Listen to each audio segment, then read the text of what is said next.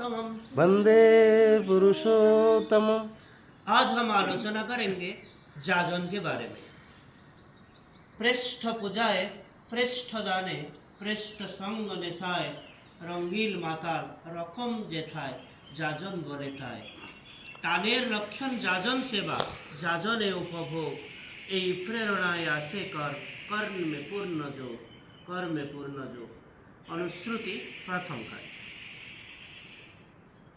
आलोचना प्रसंगे त्रयोदश खंड में कथा प्रसंग में श्री श्री ठाकुर बोलते हैं ये जाजन नित्य कर्म क्यों? धर्मदान सबसे बड़ा कार्य होता है, इसीलिए जाजन हम लोगों का नित्य कर्म।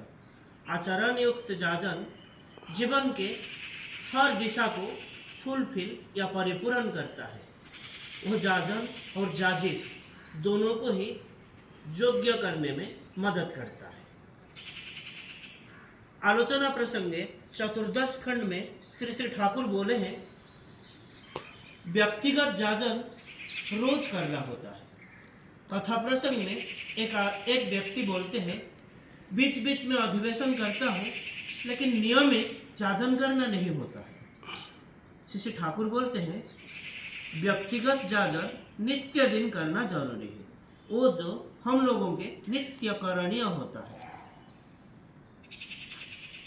आलोचना प्रसंग में द्वितीय खंड में श्री श्री ठाकुर बोले हैं जाजन हमारे नित्य कर्म क्यों है। कथा प्रसंग में श्री श्री ठाकुर बोलते हैं जाजन व धर्मदान कोई परोपकार नहीं है, या करने से भी होता है या ना करने से भी होता है, ऐसा कर्म नहीं है, ये होता है नित्य कर्म। तुम अगर तुम्हारे जीवन में धर्म को संजीवित रखना चाहते हो तब तुमको जाजन और इष्टवृत्ति जैसे करना होता है, वैसे जाजन भी अवश्य करना होगा। ये जाजन वृद्धि हर किसी के अंतर में ढुकाना होगा। इससे हर किसी के परिवेश उसका जीना और वर्धन में सहायक हो उठेगा और ये नित्य जाजन के जरिए हर किसी के बोध और ज्ञान के भंडार भी खुल जाएगा। यह काल में परकाल में उसका और कुछ अप्राप्य जैसे अप्राप्य नहीं रहेगा। आलोचना प्रसंग में तृतीय खंड में श्री ठाकुर बोलते हैं जाजन अगर हम नियमित ना करते हैं तो क्या दोष होता है। एक भक्त पूछते हैं हम अगर जाजन और इष्टवृत्ति अच्छे करके करते हैं और जाजन नियमित नहीं करते हैं तो क्या दोष होगा। श्री श्री ठाकुर बोलते हैं जाजन ना करने से इष्ट उपभोग ही स्थविर हो उठेगा। जाजन जाजन को मदद करता है, जाजन भी जाजन को मदद करता है।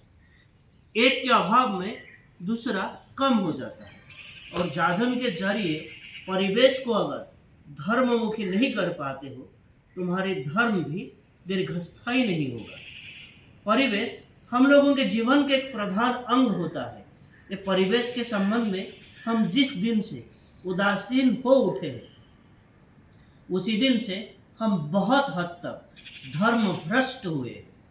इसीलिए हम आज ये सोचते हैं कि व्यक्तिगत भाव से कोई जप ध्यान करने से धर्म हो गया, इसके साथ समाज राष्ट्र या विश्व के साथ क्या नाता है, क्या संपर्क है। लेकिन सर्वोध भाव में जीना बढ़ना अगर धर्म होता है तब वो धर्म परिवेश को बात देके किसी भी तरह नहीं होगा और धर्म के साथ मनुष्य के सर्वांगीण जीवन वृद्धि के अगर कोई संपर्क नहीं रहता तब वो धर्म के साथ मनुष्य का भी कोई संपर्क नहीं। श्री श्री ठाकुर बोले हैं ये जाजन से आयु बढ़ता है। कथा प्रसंग में श्री श्री ठाकुर बोलते हैं ये आलोचना प्रसंग त्रयोदश खंड से लिया गया है। स्टैटिस्टिक्स या परिसंख्यान लेके देखा गया है जो लोग जाजक वो सबसे ज्यादा लंग लिव्ड या दीर्घजीवी होते हैं, क्योंकि जाजन उसमें एक वाइटल इलेशन या जीवन या उद्दीपना होता है।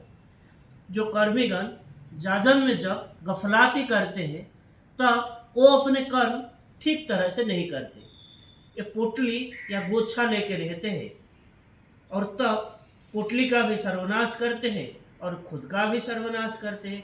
अवसाद आता है, अशुभ विशुभ रोग नारा आता है, इतो भ्रष्ट ततो नष्ट होता है। इसीलिए ठाकुर आलोचना प्रसंगे त्रयोदश खंड में फिर से एक बार बोले हैं कि जाजन जीवन रसायन होता है। श्री ठाकुर एक भाई को देख के खुशी मन से बोलते हैं, उसका चेहरा खिला खिला लगता है, उसका चेहरा फिर से लौट आया है। वो भाई बोलते हैं, इतने जाजन करने से शरीर अच्छा ना हो के कैसा होगा।